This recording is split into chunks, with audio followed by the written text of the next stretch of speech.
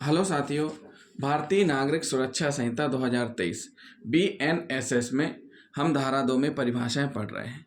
अब जो परिभाषा हम पढ़ने जा रहे हैं धारा 2 के में बढ़ने थे जांच यानी इंक्वायरी। जांच का मतलब क्या है? जांच का मतलब हम आपको समझाएंगे।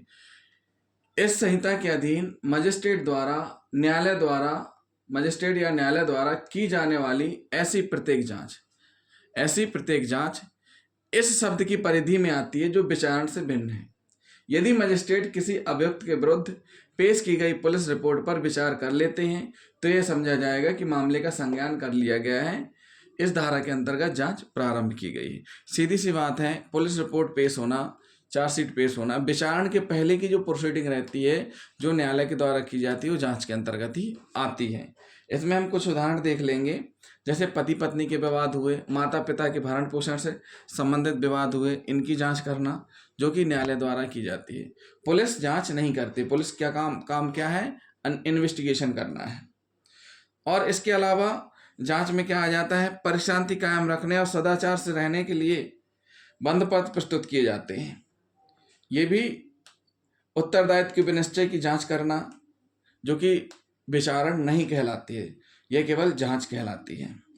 इस प्रकार जांच का मतलब क्या होता है? इस प्रकार जांच का मतलब ये होता है कि मजिस्ट्रेट न्यायालय द्वारा की गई वे समस्त कार्रवाइयां जो विचारणीय ट्रायल से पूर्व संपादित की जाती हैं जांच कहलाती हैं। क्या कहलाती हैं? जांच कहलाती हैं, जो कि किसके पहले की जा रही हैं? ट्रायल के पहले।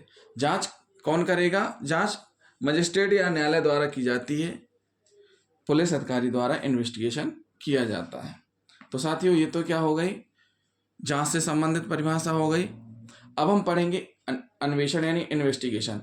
भारतीय नागरिक सुरक्षा संहिता 2023 BNSS में ही 2L अन्वेषण की परिभाषा हम पढ़ेंगे। अन्वेषण यानी इन्वेस्टिगेशन है क्या? इन्वेस्टिगेशन से संबंधित हम आपको समझा रहे हैं। इन्वेस्टिगेशन के मतलब होता है कि वे समस्त कार्रवाइयां जो साक्ष्य एकत्रित करने के लिए पुलिस अधिकारी द्वारा, इन्वेस्टिगेशन का मतलब क्या है? वे समस्त कार्रवाइयां जो एविडेंस कलेक्ट करने के लिए पुलिस अधिकारी द्वारा की जाती हैं। पहली कंडीशन, कौन कर सकता है? पुलिस अधिकारी कर सकता है। दूसरी कंडीशन इसी में बताई गई है कि वे समस्त कार्रवाइयां साक्ष्य एकत्रित करने के लिए कौन कर सकता है? दूसरी कंडीशन, मजिस्ट्रेट से भिन्न किसी ऐसे व्यक्ति द्वारा जिसे मजिस्ट्रेट के द्वारा ऑथराइज किया गया है। पहली कंडीशन क्या है? वे समस्त कार्रवाइयां जो साक्ष्य एकत्रित करने के लिए पुलिस अधिकारी कर रहे हैं। दूसरी कंडीशन क्या है? वे समस्त कार्रवाइयां साक्ष्य एकत्रित करने के लिए कौन कर रहा है? मजिस्ट्रेट द्वारा निर्धारित या अधिकृत किया गया एक व्यक्ति, वो भी साक्ष्य एकत्रित कर सकता है, तो भी अन्वेषण के अंतर्गत ही माना जाएगा। ऐसी कार्रवाइयों को अन्वेषण की परिधि के भीतर रखती हैं जो इस संहिता के अधीन पुलिस द्वारा मजिस्ट्रेट से भिन्न किसी ऐसे व्यक्ति द्वारा जो मजिस्ट्रेट द्वारा इस निमित्त प्राधिकृत किया गया हो साक्ष्य एकत्रित करने के लिए की जाती है। मतलब साक्ष्य एकत्रित करने के लिए की जाती है। तो साथियों, ये क्या है? अन्वेषण कहलाता है। अन्वेषण की कार्रवाई में निम्न कार्रवाइयां सम्मिलित हैं। जो इन्वेस्टिगेशन किया जाता है पुलिस अधिकारी द्वारा या न्यायालय द्वारा अधिकृत किसी व्यक्ति के द्वारा, तो कौन कौन सी कार्रवाइयां की जाएंगी वो हम बताएंगे। सबसे पहली कंडीशन क्या है? अपराध स्थल का परिदर्शन करना, यानी घटना स्थल का निरीक्षण करना, मुआयना करना। फिर दूसरी कंडीशन क्या है? मामले के तथ्य और परिस्थितियों का सुनिश्चय करना।